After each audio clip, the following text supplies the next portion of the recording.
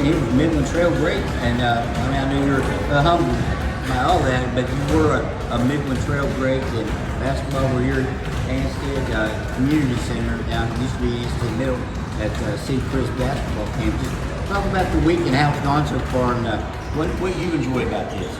All right, so we just started the camp yesterday. This is the second day. We'll have a third day tomorrow.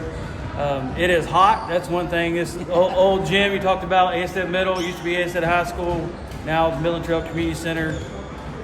We basically have 50 kids here, and it's good to just see excitement about basketball back in the community. I know from the Little League this year, the kids, after being basically banished from the gym because of the COVID and the COVID restrictions, they were really excited about getting in the gym and playing basketball this year. So I think the camp, with the turnout we see from camp this summer, that there's still a lot of excitement about the kids. Since 2019. Yeah, we have not had one since 2019. So you can tell the excitement in the kids. I mean, you got 50 kids ranging, I guess, from kindergarten up to high school. Kindergarten through the 8th grade, rising 8th graders. So you can tell the excitement. Yeah, I think they're happy to be out here playing basketball and getting an opportunity to learn. And it's one of those things where at the time of the year for the younger kids, before Little League football and cheerleading and all that starts, there's not a whole lot for them to do. So basketball camp was something that they were excited about. A lot of people probably know you now in your professional job as a judge, but you were also a great basketball player back in the day. What do you like to bring to this? Do you think you can impart to these kids?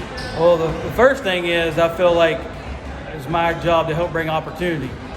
So when I was growing up, whether it was the high school coaches or others from the community made it possible for me to get to go to camp, for me to play Little League. So I feel an obligation to give back and help create opportunities for kids in our community. So that's the first thing. And the other thing, just being out here around them and teaching them, trying to just, first of all, get them to love the game and want to get better themselves. But second of all, just teaching them fundamentals and letting them know what they can do to get better. Sid alluded to the fact that basketball is a sport where you can give some of these fundamentals, and you work on it by yourself, which makes it a great sport. You don't really need another person to throw to and pitch to. Do you, when you're prepping for this camp to come over here, you start thinking about some of the things you learned and what you could maybe bring and have them work on? Because, like I said, you were an all-stater in your own right in your playing days. Yeah, so the first thing is, like, so these camps for me is a very good time to focus on fundamentals. I'll be honest, one of my favorite things about basketball, and I think why I fell in love with it in middle school, was I could go out in my driveway with my hoop, with the ball, and I could be out there for hours and play and enjoy that and work on things myself. I didn't have to have someone else there tell me what to do. Didn't have to have somebody else to play with me. And so for me, growing up, it was kind of that was my happy place, if you want to call it that. I love being in the gym. And so if we can get these kids, to have that same kind of passion about just the alone time with basketball and what it takes to get better, the time it takes to get better, the effort it takes to get better. If we can get them to want to do that, then individually they'll get better each week, each month, each year, and the teams will get better because of it.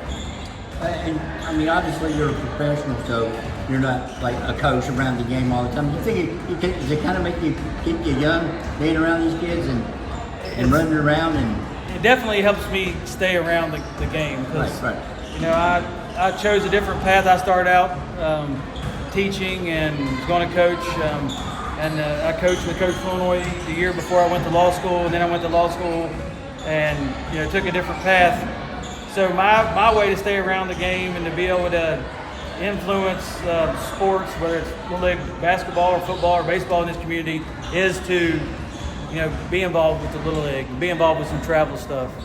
This is something you can see continuing for a long time. Yeah, I have a 9-year-old right now. It's my youngest. I figure that I'll be involved in it for several more years, and hopefully we're starting to get the next generation that'll take over and sort of pick up the torch for these kids and keep providing them with the opportunity to play ball.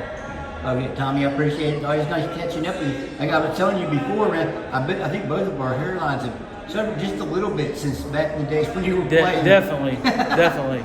Yeah, Tommy, 20 some years, 26 years this year. people wouldn't believe the mullets that came out of the trail, man. Yeah. Oh, back in the, if you look on YouTube, there's the video from the 1988 state tournament game involving Trail and Frankfurt, I think it was. Maybe it was Williamson, I can't remember, but yeah, there's a lot of mullets on the screen in that YouTube video. The old mummified Midland Trail mullet. Yeah. Hey, Tommy, I appreciate it. Thank you. Man.